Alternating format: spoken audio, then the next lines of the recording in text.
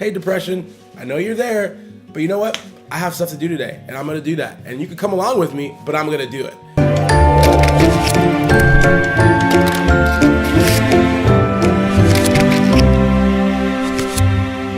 Hey guys, Malik Adigan here with The Mental Man. Thank you guys for watching, liking, subscribing, and just supporting and following me on my mental health journey. Woo! It has been a crazy freaking week. A lot going on, and I wanted to talk about how I manage my anxiety and my depression on a weekly basis. Because one thing we know, if you deal with anxiety or depression, it doesn't really go away because you want it to. It actually can get worse.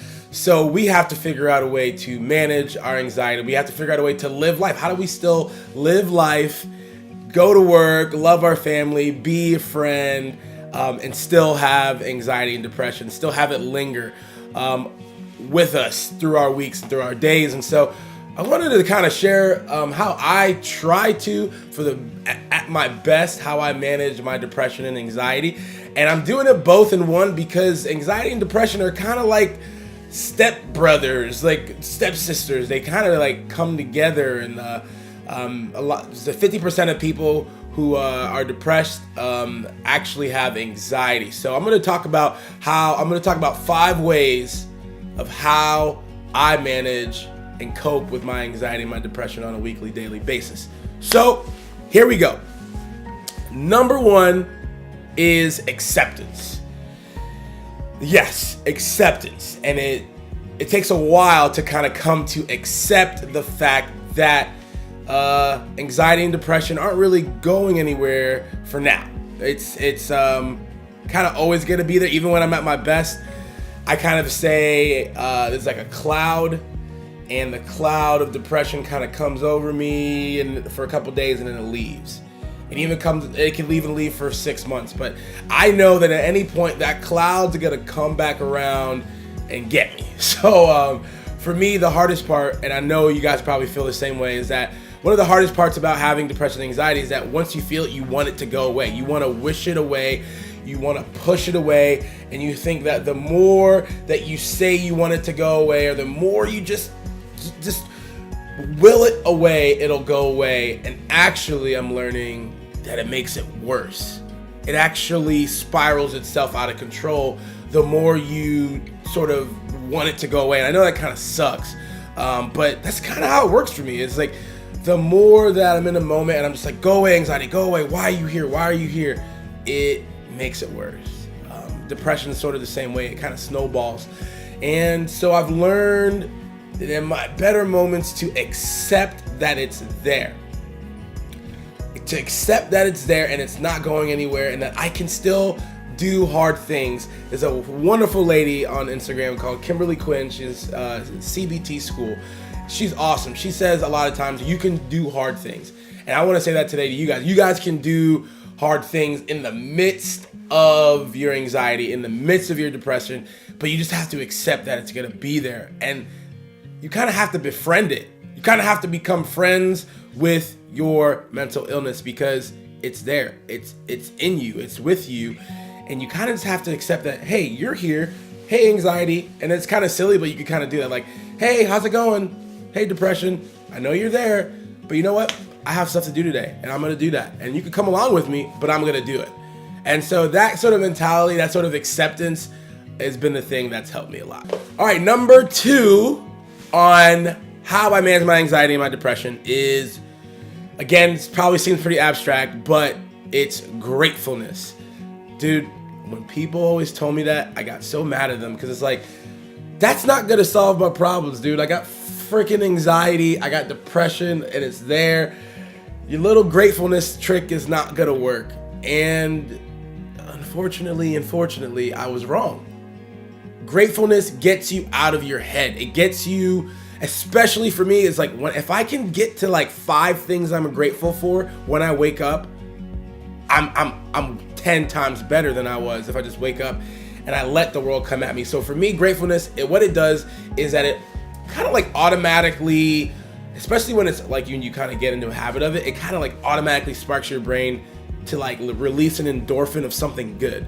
And you're kind of like trying to train your brain to focus on something happy, something good, something that you're alive for. Oh my gosh, this is great.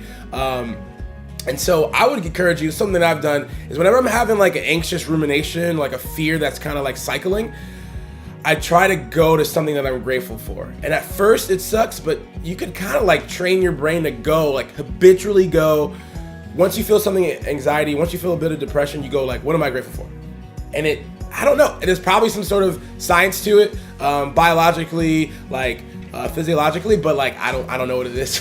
I'm not an expert, but gratefulness, I would challenge you, maybe do 5 things you're grateful for, 1 thing you're grateful for at the end, the beginning of your day, or when you're feeling anxious, when you're feeling depression, because it really, I think, simply just gets you out of that cycle. It kind of like wakes you up out of it, but it also transfers that energy to something really good. So I would just say try it for a month, just every day 5 things you're grateful for, and you'll see like it kind of starts to become, you're kind of training your brain to go to something good instead of something bad.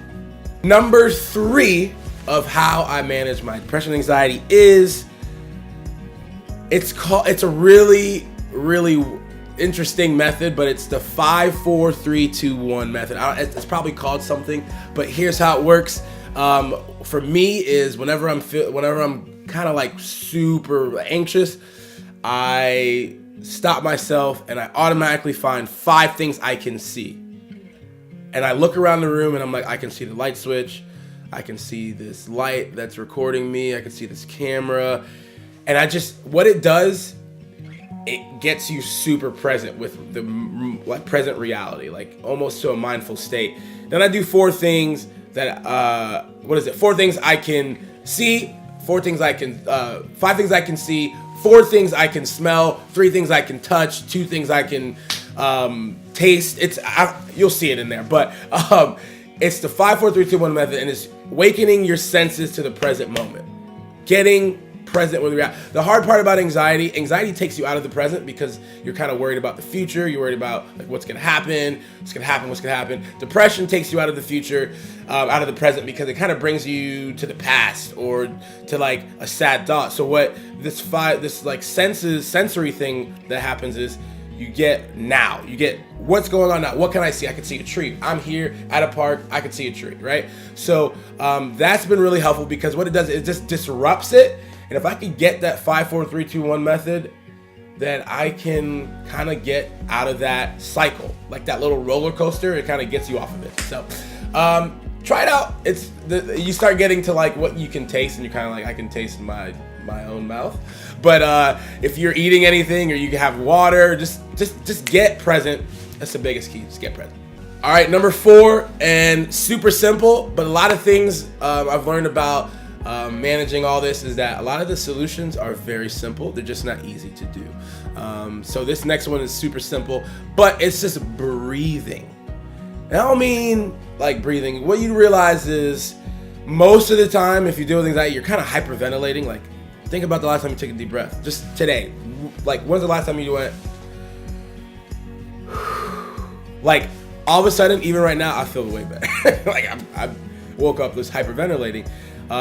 What it does is that it regulates your heartbeat, it regulates your blood flow, it just slows you down. It slows down. It doesn't make your anxiety go away. I think that's the thing. It's like people say breathe as if breathing is going to make it go away. But no, breathing more so regulates it. It slows down your mind. It gets the oxygen flowing into your blood and into your body. And a lot of times when you're in that flight mode, your body is sending blood to your extremities so that you can fight or run, right, to your legs. So breathing kind of like circulates everything and kind of slows that thing down. And so there's different breathing exercises. There's like the 4-7-4. I think it's like 4 in, hold for 7,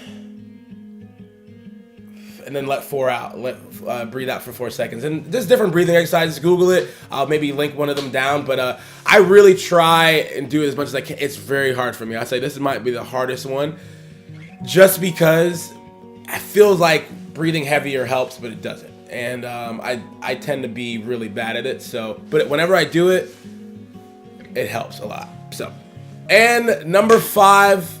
It might get you mad because it got me mad when people told me. But to be honest, this is probably the thing I do every day as much as I can, because I've kind of become a little bit addicted to it because it's helped so much. But physical activity. Physical activity is the most practical of them all and probably the hardest thing to do. But to be honest, I only really got in shape because of my anxiety.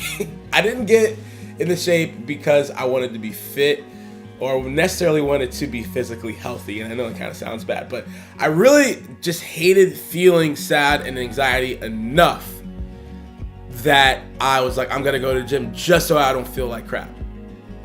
The physical benefits was kind of like the cherry on top, but it was really just like, and once I do an hour of a workout, I don't care what it is, man. Just moving around is releasing endorphins and getting me out of my head and exerting the anxiety energy somewhere else.